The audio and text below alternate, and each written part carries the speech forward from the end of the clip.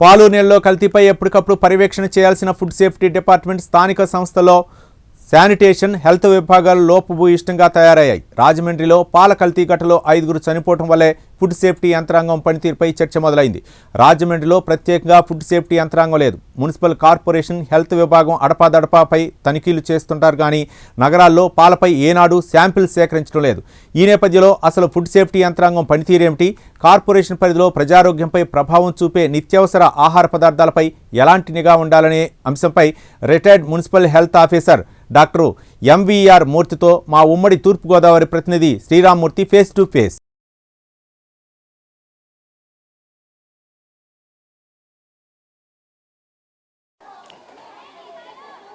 అసలు పట్టణ ప్రాంతాల్లో కావచ్చు, గ్రామీణ ప్రాంతాల్లో కావచ్చు, ఏదైతే వాటర్ కావచ్చు, ఇంకొక కల్తీ ఆహారం కావచ్చు, ఏదైనా కావచ్చు, దీన్ని ఎప్పటికప్పుడు నాణ్యతా ప్రమాణాలని ధృవీకరించడానికి ఒక వ్యవస్థ అంటూ ఉంది మనకి. అదే ఫుడ్ సేఫ్టీతో పాటు మరికొన్ని వ్యవస్థలు కూడా ఉన్నాయి. అయితే ఇప్పుడు ప్రస్తుతం రాజమహేంద్రవరంలో కల్తీ పాలు వ్యవహారంతో 5 చనిపోవటం, ఒక 15 మంది ఆసుపత్రిలో చికిత్స పొందుతున్న నేపథ్యంలో అసలు ఈ పాలు సరఫరాలో నాణ్యత ఎంత, అసలు దీని మీద నిఘా ఏంటి, అసలు మంచినీటిలో కూడా ఎలాంటి కలుషిత పరిస్థితులు ఉంటున్నాయి, ఆహార పదార్థాల్లో ఎలాంటి కలుషిత పదార్థాలు ఉంటున్నాయి, అప్పుడప్పుడు ఏదో తోచినప్పుడు వచ్చి తనిఖీలు చేసి ఎక్కడికో ల్యాబ్కి పంపడం, మళ్ళీ ఫలితాలు ఏమనేవి కూడా తెలియని పరిస్థితి. ఇలాంటి నేపథ్యంలో అసలు ఫుడ్ సేఫ్టీకి మనకున్న అథారిటీ ఏంటి, మనకున్న సిబ్బంది ఏంటి, అసలు ఎప్పుడప్పుడు జరుగుతుంటాయి, ఎలా ఉంది, అసలు ఒక జిల్లాకి కూడా ఒక ఫుడ్ సేఫ్టీ ఒక కమిటీలు అంటూ ఉన్నాయా, ఫుడ్ సేఫ్టీకి సంబంధించి అధికార యంత్రాంగం పూర్తి స్థాయిలో ఉందా, ఇక్కడ ల్యాబ్లు ఉన్నాయా, టెస్టింగ్లు ఉన్నాయా అనే విషయాలు తెలుసుకుంటున్నాం. ఇక్కడ మనతో పాటు రిటైర్డ్ రాజమహేంద్రవరం ఆరోగ్య శాఖ అధికారి రిటైర్డ్ డాక్టర్ ఎంవీఆర్ మూర్తి గారు ఉన్నారు. చెప్పండి, ఏ విధంగా మనం చూడాలి ఇప్పుడు ఇక్కడ రాజమండ్రిలో జరుగుతున్న పరిస్థితి మీరు చూస్తున్నారు. ఫుడ్ సేఫ్టీ అధికారుల మీద ఇప్పుడు అంతా దృష్టి వచ్చింది. అంతకు ముందు కూడా అప్పుడప్పుడు అడపా వచ్చి మనకి తనిఖీలు చేసి వెళ్తారు. దాని ఫలితాలు ఎలా ఉన్నాయో ఏంటో తెలియదు. చేసినప్పుడు మాత్రం అది బాగోలేదు ఇది బాగోలేదు అంటారు, తర్వాత అవన్నీ బయటికి రావు. అసలు ఈ వ్యవస్థ ఎట్లా ఉంది, దీన్ని ఎలాగా ఒక దారికి తీసుకొచ్చి ప్రజల ఆరోగ్యం కాపాడడానికి ఏం చేయాలంటే? ఇప్పుడు నేను డాక్టర్ మూర్తి అండి. ఇప్పుడు ఒక విషయం చెప్పింది కరెక్టే. రాజమండ్రి ఉంది, రాజమండ్రి కాదు, ఎక్కడైనా ఆంధ్రప్రదేశ్ ఎక్కడైనా తీసుకోండి, ఎన్నో వ్యవస్థలు ఉన్నాయి. పోలీస్ వ్యవస్థ ఉంది, ఆర్టీఓ వ్యవస్థ ఉంది, రెవెన్యూ వ్యవస్థ ఉంది. అలాగే మనకు ఏదైనా ఒక ప్రతిదానికి ఒక వ్యవస్థ ఉండి ఆ వ్యవస్థకి హెడ్ కింద కలెక్టర్ గారు ఉంటారు. దీనికి కూడా ఒక వ్యవస్థ ఉంది, కానీ అది ఎంత బలహీనంగా ఉండడం కారణం ఏంటంటే కేసులు ఎప్పుడు రావు. ఒకప్పుడు తీసుకుందాం, ఇప్పుడు మీరు అడిగిన ప్రశ్నలో ఒకప్పుడు విషయం తీసుకుందాం. ఒకప్పుడు మేము ఎవరైనా ఒక వ్యక్తి కానీ ఊళ్ళోకి ఎంటర్ అయిన వెంటనే మా రాజమండ్రిలో ఉండే శానిటరీ ఇన్స్పెక్టర్లు ఆ పాలు అమ్ముకున్న రోడ్డు మీద ఆపి అప్పటికప్పుడే పాలు చెకప్ చేసి నువ్వు నీళ్లు కలిపావా, కరెక్ట్గా ఉందా, నీ క్యాన్లతో పాటు పక్కన నీళ్ళు ఎందుకు ఉన్నాయి, నువ్వు కేవలం పాలే పట్టుకెళ్ళాలి కదా, పాలతో పాటు పక్కన నీళ్ళు ఎందుకు పట్టుకెళ్తున్నావు, వీటిని ఎలా కలుపుతున్నావు, అసలు ఈ నీళ్ళు ఎక్కడవి ఎందుకు కలుపుతున్నావు అని మనం పట్టుకునేవాళ్ళం.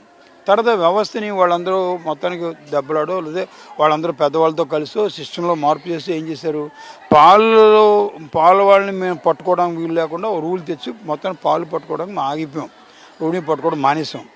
తర్వాత ఏమైంది, వ్యవస్థ అంతా బాగానే డెవలప్ అయింది. డెవలప్ అయిన తర్వాత ఏమైంది, అప్పటికి చాలా మార్పు ఏంటంటే రోడ్డు సైడ్ ఫుడ్ అప్పట్లో తక్కువ, చాలా తక్కువ. మ్యాక్సిమం అంటే రోడ్లు ఎక్కడికైనా మనం వెళ్ళంటే ఏదో వేరే వెళ్ళంటే ఏదైనా ఊరు వెళ్ళిపోతే ఆ పార్కు దగ్గర, లేదా ఏదైనా సినిమా థియేటర్లోను, సినిమా థియేటర్ స్టార్టింగ్లో, సినిమా ముందు సినిమా తర్వాత, అలాంటప్పుడు మాత్రమే ఏదో బయట ఫుడ్ తినేవాళ్ళం. మిగతా ఇంట్లో తిని వెళ్ళేవాళ్ళు చాలామంది, ఉండేది కాదు.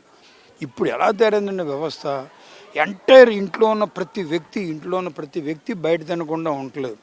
ఉద్యోగానికి వెళ్ళాలంటే బయట తిని వెళ్తున్నారు, కాలేజీకి వెళ్ళిన వాళ్ళు బయట తింటున్నారు, జాబ్కి వెళ్ళి ఆఖరికి ఎవరైనా వేరే ఊరి నుంచి వచ్చినా బయట తింటున్నారు, మనం కూడా బయట తింటున్నాం, బయట నుంచి ఆర్డర్ ఇచ్చి తెప్పించేసుకుంటున్నాం, తెచ్చుకు తినేస్తున్నాం, ఎలా పడితే తింటున్నాం. ఎంటైర్ ఫుడ్ వ్యవస్థ అంతా రోడ్డు మీదే ఉంది ఇప్పుడు. ఒకప్పుడు ఎక్కడా అది లేని ఫుడ్ ఎంత కొన్ని లక్షలు కొన్ని వేల మంది దాని మీద బతుకుతున్నారు. 1,000 మంది హోటల్స్ డెవలప్ అయ్యి ఫుడ్ పెరిగిపోయి ఇప్పుడు దానికి అనుగుణంగా అంతమంది లేరు. దానికి అనుగుణంగా ఇప్పుడు ఏంటంటే ఎంతో తీసుకోండి, ఒక మిరపకాయ బజ్జీల షాప్ పెట్టిన తర్వాత వాడికి ఎన్నో ఆటుపోట్లు ఉంటాయి. నూనె మంచిది వాడి రోడ్డు పక్కన బజ్జీ బండి పెట్టి ఏ రోజుకు ఆ రోజు నూనె బయట పారబోసి మంచి ఒరిజినల్ శనగపిండి వాడి కుళ్ళిపోకుండా ఉన్న మంచి మిరపకాయ వాడి అందులో మంచిగా ఉండే పాడవన్న ఐటమ్స్ అన్నీ వాడితే బజ్జీ ఎంత అమ్మాలండి? 100 రూపాయలు తక్కువ అమ్మలేడు. పోనీ లేదంటే 50 రూపాయలు లేదా 10 రూపాయలు అమ్మాలి. మరి 5 రూపాయలకి ఎలా ఇవ్వగలుగుతున్నాడు వాడు? దానితోడు ఆ టైంలో తప్ప అమ్మలేడు, ఆ తర్వాత వర్షం పడితే అమ్ముకోలేడు, అవి వేస్ట్ అయిపోతుంది. వాడు బతకాలి, వాడి ఇంట్లో ఫ్యామిలీ బతకాలి, వాడి ఇంట్లో అందరూ బతకాలి, మళ్ళీ కొని తెచ్చుకోవాలి, ఎంతో చేయాలి. ఎంత ప్రాబ్లం వాడు ఫేస్ అవుతుందో మీకు అర్థమవుతుందా? అందుకని ఏం చేస్తాడు, ఆటోమేటిక్గా తక్కువలో వచ్చే మార్గం ఎత్తాడు. వాడు చదువుకోపోయినా వాడు వెనకాల ఎవడో ఒకటి తగులుతాడు. కాబట్టి నూనె అలా కాదు నాన్న, నూనె ఎందుకు పారిపోస్తాం, ఆ నూనె 2 నెలలు వాడుకో అంటాడు. ఆ నూనె వాడుతుంటాడు. మన ముందు కొత్త ప్యాకెట్ ఉంపి వేస్తుంటాడు, ఆ నూనె వాడుతుంటాడు. లేదు, ఇప్పుడు కొత్త విధానం ఉంది, పరోటాలు ఉన్నాయి, చపాతీలు ఉన్నాయి, ఇంట్లో చేసేస్తున్నారు. చేసి పట్టుకొచ్చి మన పక్కన తోడుబండి పెట్టి మన ముందు ఒకే వేడి చేస్తున్నారు. అవి ఎలా కలుపుతున్నారు, అందులో కలిపే పిండి ఏంటో తెలియదు. మైదా పిండి ఎందులో కలపాలి, అందులో కలపట్లా. అక్కలేని దాంట్లో మైదా పిండి కలుపుతున్నారు, కావాల్సిన దాంట్లో కలుపుతున్నారు. ప్రతి దాంట్లో అడల్టరేషన్ అయిపోయింది. ఇంత కల్తీ కలుపుతున్న ఈ రోజుల్లో ఆ కల్తీ వ్యవహారాన్ని కనిపెట్టడానికి ఎంతమంది వర్కర్లు కావాలి? ఎన్ని వార్డులు ఉన్నాయి? దాదాపు 5 లక్షల జనాభా ఉన్న రాజమండ్రి. ఫ్లోటింగ్ పాపులేషన్తో కలిపితే 5 లక్షలు. ఇన్ని లక్షలు మాల్స్ డెవలప్ అయిపోయి, ఎన్నో డెవలప్ అయిపోయి, ఎంత ప్రపంచం మారిపోయిన తర్వాత ఎంతమంది వర్కర్లు కావాలి? ఎంతమంది వర్కర్లు ఉంటే ఒక వ్యవస్థ కింద ఉండాలి ఇది ఇప్పుడు నగరంలో. ఎప్పటికప్పుడు ల్యాబ్ టెస్టులు చేసి ఆ టెస్టుల ఫలితాలు రావడానికి ఉందా? అసలు ఈ పాలు, కల్తీ పాలు మన చుట్టుపక్కల ప్రాంతాల నుంచి దాదాపు 100ల సంఖ్యలో పాలు క్యాన్లు పట్టుకుని వస్తారు. అలాగే మీరు చెప్పిన సంఖ్యలో 100,000 సంఖ్యలో బడ్డీలు ఉన్నాయి. సరే, ఇవన్నీ చేయడానికి ఇప్పుడు ఒక కనీసం మున్సిపల్ కార్పొరేషన్ పరిధిలో పవర్స్ ఎలా ఉన్నాయి? అసలు ఎంతమంది దీన్ని చేస్తూ ఉంటారు? ఒకవేళ ఫుడ్ సేఫ్టీ సెపరేట్గా ఉన్న టీం ఎంత ఉంది? వాళ్ళు వస్తే మీకు వాళ్ళకి అంటే మున్సిపాలిటీకి ఒక సమన్వయం ఉంటుందా, కోఆర్డినేషన్ ఉంటుందా? ఉంటుందండి. వాళ్ళు వచ్చేప్పుడు మాకు ఇన్ఫామ్ చేస్తారు. మా దాంట్లో ఉండే శానిటరీ ఇన్స్పెక్టర్లు, మా దాంట్లో 4-5 ఫుడ్ దాని మీద ట్రైనింగ్ అయిన వ్యక్తులు ఉన్నారు. వాళ్ళతో కోఆర్డినేట్ చేస్తారు. మా కమిషనర్ అక్కడ పంపుతారు, వెళ్ళి తెచ్చుకోమంటారు. మా హెల్త్ ఆఫీస్ దాన్ని ఫాలో అవుతారు. అలాగే శానిటరీ సూపర్వైజర్లు ఉంటారు. మా దాంట్లో ఇప్పుడు ప్రజెంట్ ఉన్న శానిటరీ సూపర్వైజర్ ఒక ఆయన ఉన్నారు, శానిటరీ ఆఫీసరు శ్రీనివాస్ గారిని. ఆయన ఫుడ్ సేఫ్టీ దాంట్లో చదువుకున్నారు. ఆయన ఇంతకుముందు 2-3 రిటైర్ అయిపోయాడు. 2-3 ఉన్నారు. కానీ అంత బలం వీళ్ళకు ఉండదు. వీళ్ళు కేవలం స్టేట్ గవర్నమెంట్ అపాయింట్ చేసిన ఫుడ్ సేఫ్టీ ఆఫీసర్లకు ఉన్నంత బలం, అంత దమ్ము, అంత మనం పట్టుకోవడం, దాని మీద శాంపిల్ తీసి వేయటం ఉండదు. అప్పటికీ మా వాళ్ళు వెళ్తూ ఉంటారు, వెళ్ళకుండా ఉండరు. కానీ అంత బలంగా దాని ఉండదు. ఎంతలా ఉండాలంటే, వ్యవస్థ ఎలా ఉండాలంటే, పోలీసుని చూసి మన 3 ట్రిపుల్ రైడింగ్కి వెళ్తుంటారు. పోలీసుగా ఒక సెంటర్లో పోలీసు వ్యక్తిని చూసి టక్కని దిగిపోయి ఇద్దరు వెళ్తారు, భయపడతారు. ఏమైనా పట్టుకుంటారో ఎందుకు లేని. ఆర్టీఓ ఆఫీస్ని చూస్తే భయపడతారు, నెంబర్ కరెక్ట్గా లేదు. అలాంటి భయం హోటల్ పెట్టిన వాడికి, ఫుడ్ పెట్టిన వాడికి, అమ్మేవాడికి రావాలి. ఆ భయం ఉంటే తప్ప మనం కల్తీ నాపడం అంత ఈజీ కాదు. ఫర్ ఎగ్జాంపుల్ పళ్ళు తీసుకోండి, చాలామంది పళ్ళు తింటే చాలా మంచిది అంటారు. ఏ పండు మంచిదండి? ఆ పండు మీద కూడా రకరకాల కెమికల్స్ వాడతారు. దేనికి? ఆ పండు మీద పురుగు. అసలు ప్రపంచంలో ప్రతి జీవి తినే బతుకుతుంది. మరి ఆ పళ్ళు తినడం కొన్ని 100 బ్యాక్టీరియా, వైరస్, ఫంగస్, పారాసైట్స్ ఉంటాయి. అవి రాకుండా కాపాడుకోవాలి. అంతెందుకు, అప్పుడు మధ్య ఒకసారి ఇంటర్వ్యూ చేసినప్పుడు ఒక ఆవిడ చెప్పింది, అంటే కోకోకోలలో, థమ్స్అప్లో కూడా ప్రెస్టేజ్లు వాడుతున్నారు, ఎన్నో పురుగుల మందు దేని వాడతారు? ఎప్పుడైతే అందులో పంచదార లాంటిది వేస్తారో పురుగులు వస్తాయి.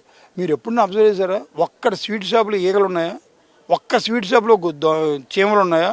ఎందుకు లేవని ఆలోచించారా? చీమకు జ్ఞానం ఆ స్వీట్లో ఉన్నది విషం అని, ఈగకి జ్ఞానం అందులో ఉన్నది బోడంత విషం కలిపారండి. కానీ మన జ్ఞానం లేదు, తినేస్తాం మనం. ఇప్పుడు ఈ పాలు ఇప్పుడు మీరు అబ్జర్వ్ చేశారు కదా, ఈ పాల్లో కలుషిత పాల్లో అంటే యూరియా డిటర్జెంట్ కూడా కలిసింది అంటున్నారు. అలాగే ఏదో ఇథలైన్ గైక్లోన్ కలిసింది అంటున్నారు. అసలు ఎంతవరకు ఇలాంటి పరిస్థితులు ఉంటాయి? మనకి ఇథలైన్ కలిపినవి, యూరియా కలిపినవి, రకరకాలు కలిపిన కెమికల్స్ కలిపినవి రావడం ఫస్ట్ టైం కాదు. హైదరాబాద్లో కొన్ని 100 దాడులు అయ్యాయి. 100 దాడులు ఎంతోమందిని పట్టున్నారు. ఆ ఊళ్ళో పట్టున్నారు, ఈ ఊళ్ళో పట్టున్నారు, మీడియా ద్వారా చూస్తున్నాం. వెంటనే రాజమండ్రిలో ఏం చేస్తే బెటర్ అని ఆలోచన రావట్లే.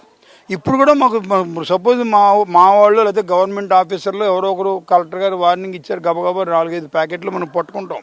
అవి ఎక్కడ పంపుతాం? వాటిని చెకింగ్ పంపడానికి ఎక్కడికి వెళ్తాయి? తిరిగి వచ్చేంత సార్ పాల వ్యాపారికి ఉంటాడు, ఇవాళ పట్టుకున్నాను, ఆ రిపోర్ట్ ఎప్పుడు వస్తుంది? ఆ రిపోర్ట్ ఎవరి మీద డిపెండ్ అయి ఉంటుంది? ఎప్పుడు తిరిగి వస్తుంది? మాకు నెల పట్టొచ్చు, 2 నెలలు పట్టొచ్చు. అక్కడ ఉన్న ఒకే ఒక ఆఫీసు, కొన్ని 100 శాంపిల్స్ వస్తాయి. అవన్నీ చూసుకుంటూ ఉండాలి, కరెక్ట్గా చూడాలి. ఓకే అని మాకు వచ్చేయడానికి వాడు జారిపోయి అసలు వ్యాపారం మానేస్తాడు. అసలు ఆ పాల వ్యాపారం చేయడు. పాల వ్యాపారం చేసేవాళ్ళు లైసెన్స్ ఎక్కడ ఇస్తున్నాం మనం? పాల వ్యాపారం చేసే ప్రతి వ్యక్తి లైసెన్స్తో తిరగాలి. ఆ లైసెన్స్ వాడు మెడలో వేసుకోవాలి, వాడు బండికి కట్టాలి, ఆ లైసెన్స్ నెంబర్ ఉండాలి, వాడు పర్మనెంట్ అడ్రస్ ఇవ్వాలి. వాడు ఆ పాల వ్యాపారం కాదు, ఏ ఫుడ్ హ్యాండిల్ చేసే ప్రతి వాడు దాని తగ్గ లైసెన్స్ కానీ దాని తగ్గ ఉంటే కానీ అసలు బయటకు ఉన్నాయి చిన్న చిన్నవి ఇస్తాం, ఆ లైసెన్సులు వేరు. ఫుడ్ హ్యాండ్లింగ్ చేసే దమ్మున్న లైసెన్స్ ఉండాలి. దానికి ఖచ్చితంగా కలెక్టర్ గారు, మా హెల్త్ ఆఫీసర్ గారు, కమిషనర్ దాన్ని కంపల్సరీ దాని మీద మానిటరింగ్ చేస్తూ ఉండాలి. వాళ్ళని ప్రతి వారం ప్రతి 15 రోజులకు ఒకసారి వాళ్ళని మా వాళ్ళు రైడింగ్ చేస్తుండాలి. అప్పుడు ఏమవుతుంది, సేఫ్టీలో వెళ్తాం. లేకపోతే ఫుడ్ కూడా కెమికలే, లేకపోతే అన్ని కెమికలే. మీరు ఒకటే అంటున్నారు, కెమికల్ కాంది లేదు. రోడ్డు పక్కన మేము సోడాలు కూడా ఎలా కడుగుతారు, దాని మూత ఉంటుంది, పైన చిన్న మూత ఉంటుంది, ఆ పైన లోపల చిన్న సోడా ఉంటుంది, ఆ పైన గోళీ ఉంటుంది. లోపల సోడా సీసం ఎలా కడుగుతాడు, అసలు బ్రష్ లోపలికి వెళ్తుంది. దాన్ని కార్బాలిక్ యాసిడ్లో పెట్టి హై లెవెల్లో ప్రెషర్లో వాటర్ పంపి వేడి నీళ్ళలో బాయిల్ చేయాలి. అంత బాయిల్ చేసే వ్యవస్థలో రోడ్డు మీకుంటే ఎందుకు అమ్ముకుంటాడు? అది 50 లక్షలు, ₹1 కోటి ఉంటుంది. ఆ బాటిల్ పెట్టుకుని అమ్ముకునేవాడు అంత చిన్న చిన్న వ్యాపారం చేసుకుంటాడు. కాబట్టి అది కూడా ప్రమాదం లేనిది లేదు. కాబట్టి రంగులు అన్ని కలర్స్ వాడతారు. చిన్నపిల్లలు స్కూల్ పక్కన అమ్మే డ్రింకులు అన్ని కలర్స్ కలుపుతారు. ఇప్పుడు మనకి ఈ food safety east west Godavari కలిపి ఏదన్నా యంత్రాంగం ఉందా, లేకపోతే ఏలూరులో ఉన్న దానికి మనం పంపాలా, లేకపోతే కాకినాడకి పంపాలా? మనకి రాజమండ్రిలో ఒక ఆఫీస్ అంటూ ఉందా వీళ్ళకి? రాజమండ్రి లేదు. మన ఏలూరు కానీ, కాకినాడ కానీ, విజయవాడ కానీ, హైదరాబాద్ కానీ పంపేవాళ్ళం. ఇప్పుడు కొత్తగా నిన్న మేడం గారు మన గవర్నమెంట్ మాట్లాడుతూ విశాఖపట్నంలో పెడదాం ఉంటున్నారు. ఓకే, మేమనేది ఏంటంటే, నేను అనేది ఏంటంటే విజయవాడలో పెట్టండి, రాజమండ్రిలో పెట్టండి, విశాఖపట్నంలో పెట్టండి. 3 ట్రాక్ అంటే ఎక్కడున్నా అక్కడ రావడానికి 100 కిలోమీటర్ల దగ్గరలో అన్నీ ఉంటాయి. ఇప్పుడు మనం విశాఖపట్నం వెళ్ళడం కన్నా ఇంకా రాజమండ్రిలో కూడా పెడితే మంచిది. విశాఖపట్నంలో పెట్టడం చాలా హర్షణీయమే. రాజమండ్రిలో కూడా ఇలాంటిది పెట్టాలి. ఎందుకంటే రాజమండ్రి ఫుడ్ హబ్బు. రాజమండ్రి కాదు, ఎక్కడైనా ఫుడ్. మీరు హైదరాబాద్ వెళ్ళి అక్కడికి వెళ్ళి అన్ని చోట్ల ఫుడ్డే. ఏం కలుపుతున్నారో తెలియదు. చికెన్ పెడతారు, చికెనే ఉంటుందని గ్యారెంటీ ఉండదు. ఎందుకంటే గ్రేవీలో ఏం కలుపుతారో తెలియదు. చికెన్ పీస్ ఉంటుంది, మటన్ పీస్ ఉంటుంది. గ్రేవీ ఏంటి? గ్రేవీ దేంతో చేశారు? ఆ జీడిపప్పు వాడతారు. ఆ జీడిపప్పు ఎక్కడ జీడిపప్పు అది? ఆ జీడిపప్పు కరెక్టా కదా? ఎలాంటి జీడిపప్పు వాడు గ్రైండ్ చేశాడు? వేరుశనగలు గ్రైండింగ్ ఎక్కడి నుంచి వచ్చింది?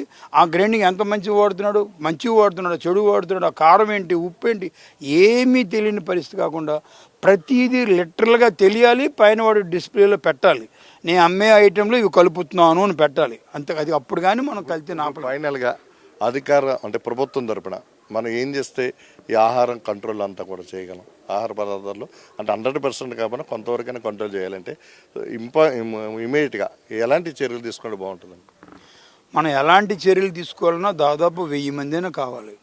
అంతమందిని మనం అర్జెంటుగా పెట్టలేం.